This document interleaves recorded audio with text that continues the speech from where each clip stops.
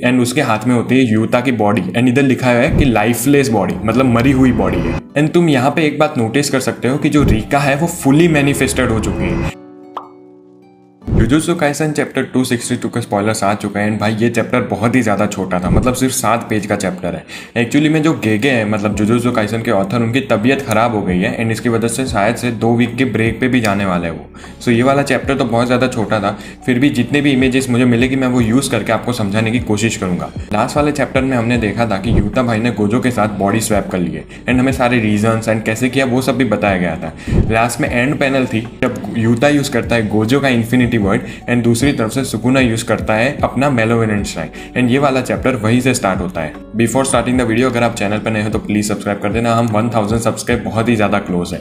उन दोनों ने अपना डोमेन एक्सपेंशन यूज किया, लेकिन हमें पता है कि सुकुना का डोमेन एक ओपन बैरियर डोमेन है एंड वो बहुत ज्यादा स्ट्रॉन्ग भी है गोजो के डोमेन से, इसलिए यूता भी गोजो की टेक्निक यूज करता है एंड वो जो गोजो का डोमेन एक्सपेंशन है इन्फिनिटी वॉइड उसको एक टाइनी बास्केटबॉल साइज का बना देता है। गोजो ने भी हमें ये पहले बताया था कि सुकुना का डोमेन ओपन बैरियर वाला है एंड उसको विस्टैंड करने के लिए, उसकी स्लैशेस को विस्टैंड करने के लिए तुम्हें उसकी साइज छोटी करनी पड़ेगी, तो जो डोमेन होगा वो अप्रोक्सीमेटली 3 मिनट तक रह सकता है। यूता भी यहाँ पे सेम बात करता है, वो कहता है कि क्योंकि सुकुना फाइट करके बहुत ज्यादा थक गया है तो मैं उसका डोमेन एक्सपेंशन अप्रोक्सीमेटली 3 मिनट के लिए विस्टैंड कर सकता हूँ। एंड दूसरी तरफ सुकुना कहता है कि मैंने जो अपनी कर्स टेक्निक की रेंज है ना वो बहुत ज्यादा कम कर दी है एंड वो सिर्फ यूता का जो बैरियर है उसको ही सराउंड कर रही है, तो इसकी वजह से जो 99 सेकंड की टाइम लिमिट थी उसके मेलोवेनेंट श्राइन पे वो ही हट गई।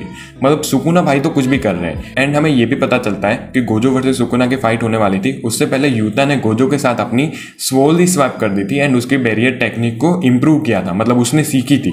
एंड हमें पता है ये वाली टेक्निक हमें यूजी की दिखाई गई थी कि यूजी ने शायद से कुसाकाबे के साथ सोल स्वैप की एंड हमें दूसरा पर्सन अभी फाइनली पता चल गया है जो कि है यूता एंड गोजो। यहाँ पे फिर से दोनों एक दूसरे के सामने होते हैं एंड यूता कहता है कि इन 3 मिनट्स मैं सुकुना को इतना ज़्यादा डैमेज कर दूंगा कि वो अपना डोमेन एक्सपेंशन यूज ही ना कर पाए। एंड दूसरी तरफ सुकुना कह देता है कि इन 3 मिनट्स मैं यूता का जो डोमेन है मतलब गोजो का डोमेन है वही तोड़ दूंगा एंड फाइनली सबको मार दूंगा। हमारा यूता भाई चुपके से ब्लू टेक्निक यूज करने की कोशिश करता है, लेकिन सुकुना ये ऑब्वियसली समझ जाता है, तो उन दोनों के बीच का जो डिस्टेंस होता है उसको वो रिड्यूस कर देता है। अपने टूटे हुए हाथ से वो यूता की बॉडी को पकड़ लेता है, मतलब गोजो की बॉडी को पकड़ लेता है एंड देन उसके मुंह के ऊपर एक मुक्का मारता है। यहाँ पे यूता खुद बहुत ज्यादा कंफ्यूज हो जाता है कि साला इसने ये अटैक मारा कैसे। फिर उसको रियलाइज हो जाता है कि इसने डोमेन एक्सपेंशन के साथ डोमेन एम्प्लीफिकेशन भी यूज किया है। हमें पता है भाई सुकुना भाई तो कुछ भी कर सकते हैं, तो ये सब तो चलता रहता है। बेसिकली डोमेन एम्प्लीफिकेशन की वजह से जो गोजो की इन्फिनिटी थी वो उसके ऊपर काम नहीं करी एंड उसने आराम से उसके ऊपर पंच मार दिया एंड ये सब बातें तो वैसे भी हमें गोजो वर्सेस सुकुना की फाइट में दिखाई गई थी। यहाँ पे सुकुना के मुंह के ऊपर एक ईविल स्माइल होती है एंड वो यही कहता है कि क्योंकि वो दोनों एक बैरियर के अंदर लड़ रहे हैं तो वो अभी अपनी इन्फॉर्मेशन शेयर नहीं कर सकते।